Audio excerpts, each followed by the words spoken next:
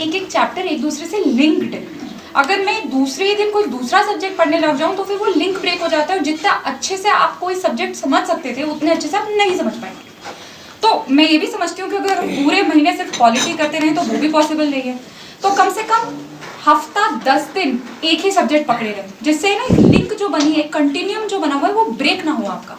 उसके बाद ही तो आप मान लीजिए Monday to Sunday at least I've done one subject and from next Monday I can take up another subject। ठीक है, तो ये एक गलती स्टूडेंट्स कर देते हैं कि रोज बदलते हैं एंड फिर कहीं के नहीं रहते, तो ये थोड़ा सा ध्यान में रखना है। Secondly, sleep is very important. ठीक है, आपको वो 6 से 7 घंटे की नींद लेनी है। क्यों? क्योंकि इतना कुछ याद करना है, इतना कुछ मेमोराइज करना है, रट्टा मारना है कि ब्रेन थक जाता है। और अगर आप उसे वो 6 घंटे की नींद नहीं देंगे तो अगले दिन जो चीज़ आप आधे घंटे में पढ़नी चाहिए थी वो आप 2 घंटे लगाएंगे और टाइम जाएगा। तो वो 6-7 घंटे की नींद is very important. The next very important thing is every 15 days आपको ब्रेक लेना है। ये इतना डिफिकल्ट शेड्यूल है कि इसे फॉलो करना बहुत, मतलब मेरे लिए यहाँ खड़े होकर कहना तो बहुत आसानी, इतना पढ़ लो, ये कर लो, वो कर लो। इसको प्रैक्टिकली इम्प्लीमेंट करना भी बहुत मुश्किल आती है और वो दिन आते हैं कि हमारा हौसला टूट जाता है, हमें लगता है मुझे कुछ याद नहीं हो रहा है, ये तो बहुत डिफिकल्ट है, मुझसे निकलेगा या नहीं निकलेगा।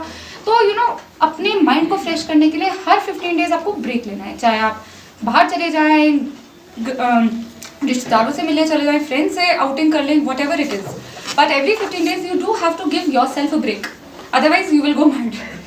तो this is very very important thing जो हम यूजुअली लोग बताना भूल जाते हैं, बट सबको ब्रेक लेना चाहिए।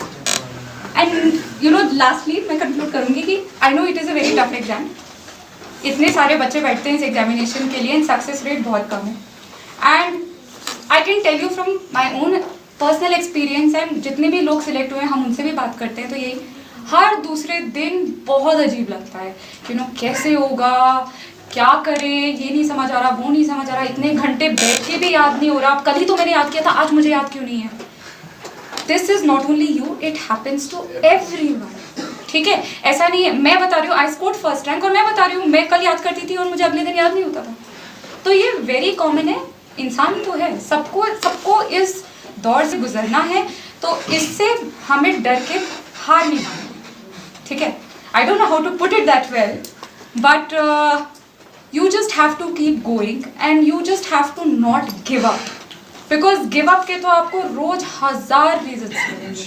अपने आप को मोटिवेटेड रखना है, चाहे कैसे भी हो, चाहे मम्मी पापा से बात करते रहो, जो भी तुम्हें मोटिवेट करता है उससे बात करते